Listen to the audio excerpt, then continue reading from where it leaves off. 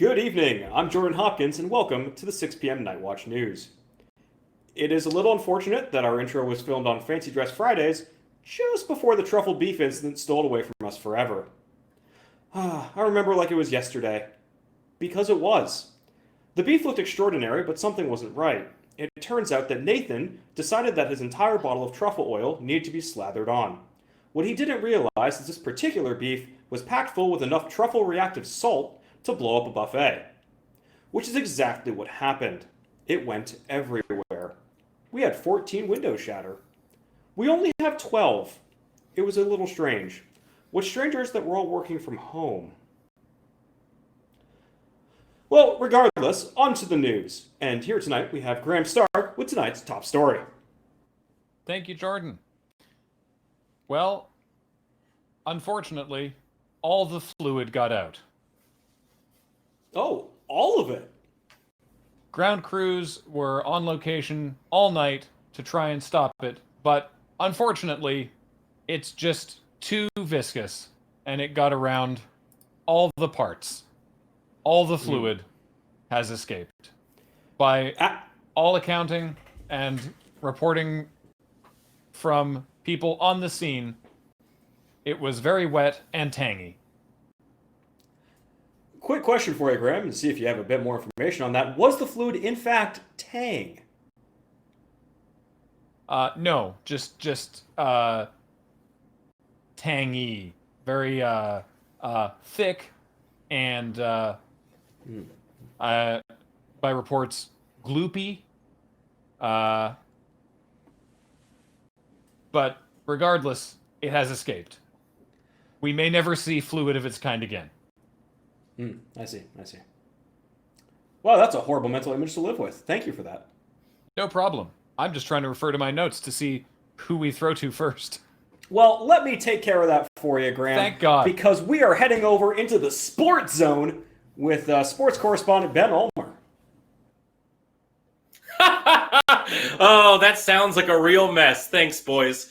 Well, there's only one thing that is on everyone's mind this week. Yep, you guessed it, Balls Bowl. It's the phrase that everyone's saying everywhere, which means it is time for Balls Ball season to begin. The 34th annual Balls Bowl, of course, kicks off the season each and every year. Each country competing for the illustrious prize of free $5 footlongs for life from Subway.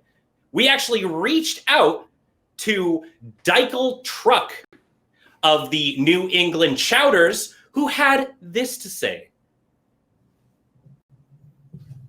Yeah, the team's looking really good this year. I think overall, we're gonna have to put 100% hustle in there.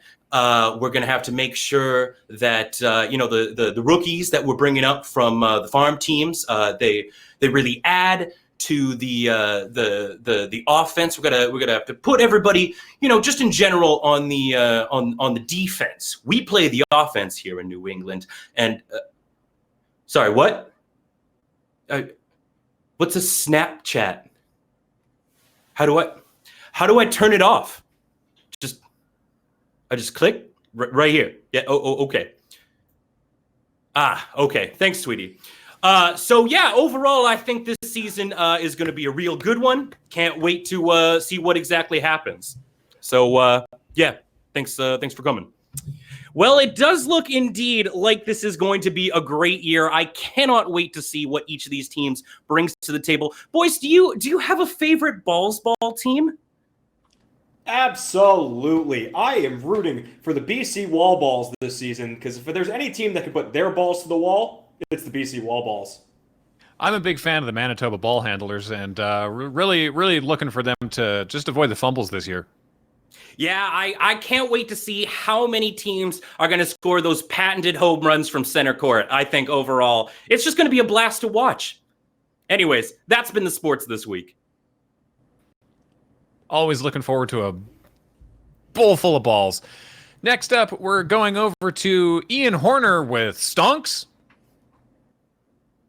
Thanks, Graham. Top story out of the business world today is that day trading has returned to the market floor after a lengthy absence.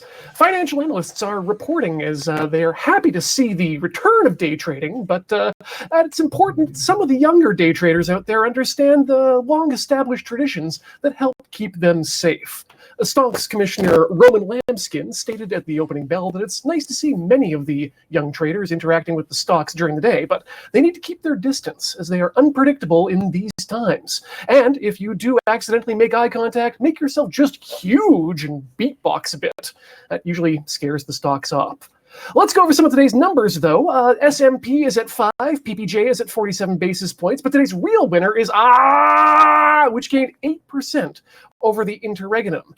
Dow and me staring at the video. When I look at the television, I want to see me staring right back at me. We all want to be big stars.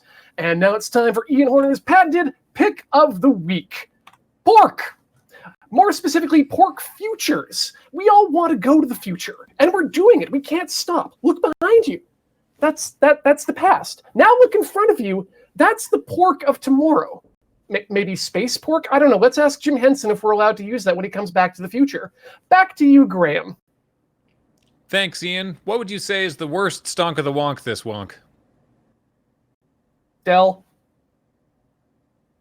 Yeah, that tracks. Terrific. And finally, we go now to Matt Wiggins' Beat on the Street.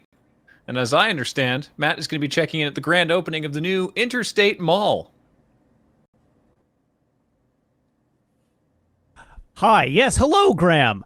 I am coming to you right now from one of the great marvels of engineering of human history here at none other than China's own Great Wall. Yes, built in the 7th century, or dating back as early as the 7th century, this wall has been built and added onto by many successive dynasties over the millennia since it's... Matt, yes? Matt, I'm sorry. You were supposed to be at the Interstate Mall? Well, somebody should have actually written that down, I guess, instead of leaving me a garbled voicemail, because I just spent 14 hours on a flight. That's profoundly irresponsible. Yeah, you're not supposed to be doing that right now. I guess I will quarantine when I get home. Terrific. Well, thank you, Matt, and your beat on the street.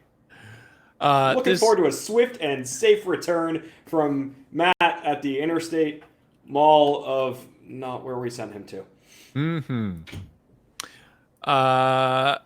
And that, I believe, concludes the Night Watch 6 o'clock nightly news, live at 6 from Night Watch. And now, goodbye.